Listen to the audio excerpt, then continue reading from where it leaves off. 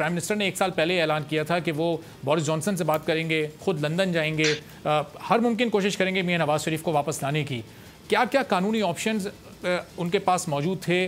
कौन कौन से कानूनी ऑप्शंस पर हुकूमत ने कोशिश की अमल दरामद करने की, इस सिलसिले में कोई कानून साजी करने की, और किस हद तक कामयाबी मिली है हुकूमत को? क्या समझते हैं आप अजहर साहब? बहुत शुक्रिया। बुनियादी तौर पर बातों की हद तक तो आप कह सकते हैं कि बड़ी बातें होती रही कि हम ये कर देंगे या वो कर देंगे, हम ये रास्ता निकालेंगे। असूली तौर पर बात ये देखने की है कि क्या कानूनी तौर पर वो ऑप्शन एक्सरसाइज की गई नहीं। वो सवाल बड़ा सीधा सा है। लाहौर हाई कोर्ट ने जब 4 हफ्ते की इजाजत दी थी, पीरियोडिक रिपोर्ट लाने का कहा था, और कहा था कि मार्च 2020 में ये केस को लगाया गया था, जो अक्टूबर नवंबर 2019 में कहा था।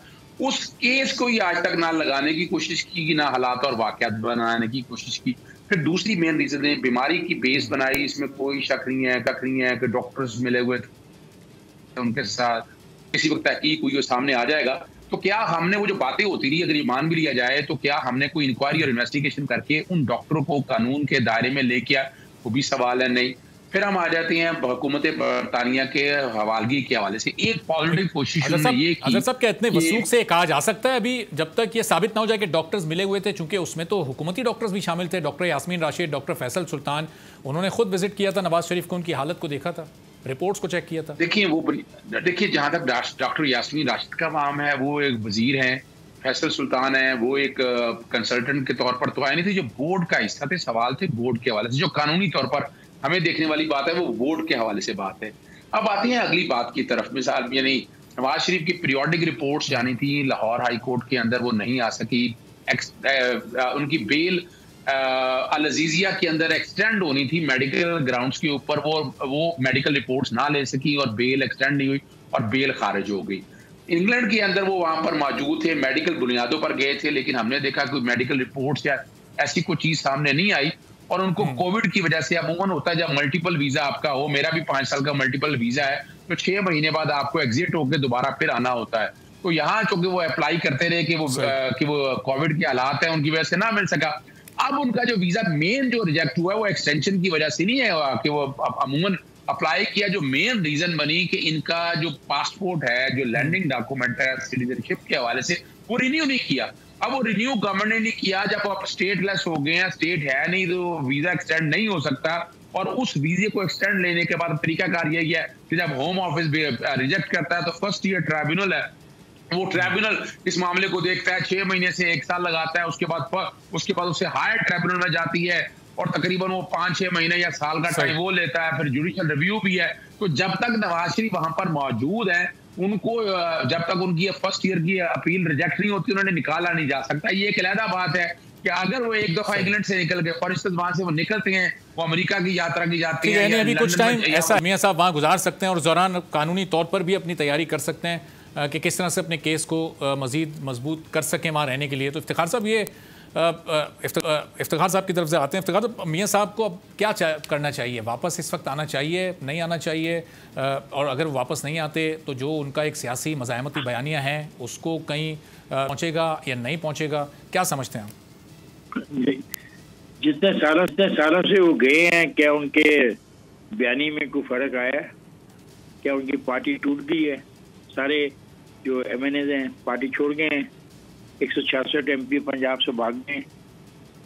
ये हम पता नहीं क्या किन बहसों में उलझ गए हैं। महंगाई है, गुर्बत है, बेरोजगारी है, जलालत है, गवर्नेंस है नहीं है। जिस किसी ने भी ये कहानियां शुरू करवाई हुई हैं, जिस अदारे ने भी, बड़ी कामयाबी से वो सही जा रहा है। जो मुल्क के इशू हैं, उन पर बात होनी नहीं चाहिए, ना होती है, ना हम कर रहे हैं। हमारी बहस यही है कि ये जो वीज़ा है, कि कितने महीने का था, अब वीजे के बाद क्या होगा, अब ट्रिब्यूनल क्या फैसला करेगा, ये हमारे मसाइल हैं। इनका कोई तल्लुक पाकिस्तान के 22 करोड़ अवाम से नहीं। लेकिन इफ्तिखार साहब, जाहिर है जब नून लीग ये कहती है कि मियां नवाज शरीफ तो लोगों के दिलों में बसते हैं, तो फिर उनका ताल्लुक तो लोगों से बन जाता है। और जहाँ तक महंगाई, बेरोजगारी और मुल्क की मसाइल की बात है, तो अभी ये 2 रोज पहले तक इन तमाम मसाइल पर गुफ्तगू हो रही थी। लेकिन जी, जब वो ये लोग कहते हैं ना कि दिलों में बसता है, तो उसका अब अंदाजा हमें अगले इंतखाबात में होगा। तो क्या हम अगले इंतखाबात तक तमाम जो चीज़ें हैं इनको भूल जाएं, इन पे बात ही न करें, इनमें मुल्क में डिबेट ही ना हो, ना खैबर पख्तूनख्वा में हो, ना बलूचिस्तान में हो, ना सिंध में हो, ना पंजाब में हो। ये बात समझने और सोचने की है कि किसी भी ताकत ने बहुत पहले ये तय कर लिया है कि इस मुल्क के अंदर इश्यूज पे बात नहीं होनी, क्योंकि जब इश्यूज पे बात होगी तो फिर बड़े सवाल उठेंगे कि एक खास तबके के पास पैसा क्यों आ रहा है और कहां से आ रहा है और गुर्बत बढ़ क्यों रही है। जब ये सवाल उठते हैं तो फिर इफ्तिखार साहब ये कानून अमीर के लिए अलग और गरीब के लिए अलग, ये आपको इस मुल्क का क्या इशू नहीं लगता? जिस तरह मियां नवाज शरीफ गए, क्या एक आम इंसान जो जेल में मौजूद होता, क्या वो इस तरह आराम से जा सकता था मुल्क से बाहर इलाज के लिए? तो ये कानून की अमलदारी क्या एक आम आदमी का मसला नहीं? बिल्कुल आपको जिसने ये सवाल समझाया है उसने शायद आपको ये नहीं बताया कि मियां नवाज शरीफ खुद नहीं गया। समझ आई? मतलब किसी ने नहीं समझाया ये सवाल, मैंने खुद आपकी बात से ये नतीजा निकाल के मेरी बात मेरी सुन लीजिए जी। नवाज शरीफ खुद नहीं गया जी। नवाज शरीफ नैब की कैद में था, वहां पे बकौल नवाज शरीफ और बकौल नैब उसकी तबीयत खराब हुई, वो नैब की निगरानी में हॉस्पिटल आया गया, वो हुकूमत की निगरानी में उसको एक ऐसे प्रोसेस से गुजारा गया जिसमें उसके तबी माना हुआ, उसको हुकूमत पाकिस्तान ने अपनी मर्जी से बाहर भेजा। बिल्कुल मैं चाहूंगा सब मरीज जो इस नौयत के हों उनको ये सहूलत दी जाए। सही। तो आप कह रहे हैं खुद, तैमूर साहब मैं आपकी तरफ आ रहा हूँ, मुझे पता है बहुत देर से आप इंतजार कर रहे हैं, बस एक सवाल मैं इफ्तिखार साहब से और कर लूँ। आप इफ्तिखार साहब चलें, आपकी बात मान लेते हैं कि नवाज शरीफ साहब खुद नहीं गए, लेकिन इस वक्त वो आ भी तो खुद नहीं रहे ना, हुकूमत तो बुला रही है, वक्त उनका पूरा हो चुका जितने वक्त के लिए गए थे, अब वो आ भी तो खुद नहीं रहे। नहीं होता, किसी का वक्त नहीं पूरा होता, वो वाइड एब्सकॉन्डर नहीं है पाकिस्तान का। पाकिस्तान में ऐसे बहुत सारे हजारों अदालती मफरूर हैं, वो तो खैर पाकिस्तान में नहीं है, इनके काबू नहीं आ रहा। जो पाकिस्तान में हजारा अदालती मफरूर हैं, रियासत और रियासती अदारे उनको पकड़ने में किस हद तक कामयाब हुए हैं, क्या इस सवाल का भी कोई जवाब देगा? सही। चलें इफ्तिखार साहब मैं आपकी तरफ जरा वापस आऊंगा थोड़ी देर में। वो जो गिलगित और आज़ाद कश्मीर में फिर इलेक्शन में फिर अगर मियां नवाज शरीफ इतने पॉपुलर लीडर हैं, फिर नून लीग क्यों आ रही, पाकिस्तान तहरीक इंसाफ कैसे जीती, इस पर बात करेंगे। तैमूर साहब पीपल्स पार्टी अब इस पर क्या मौक़िफ़ रखती है? एक सेकंड मैंने कब कहा? जी आपने कहा कि अगले इलेक्शन में फैसला हो जाएगा, आपने कहा कि अगले इलेक्शन में फैसला हो जाएगा, तो ये इलेक्शन अभी दो हुए थे रिसेंट पास में, आज़ाद कश्मीर का भी और गिलगित का। जब आएगा फिर देखेंगे।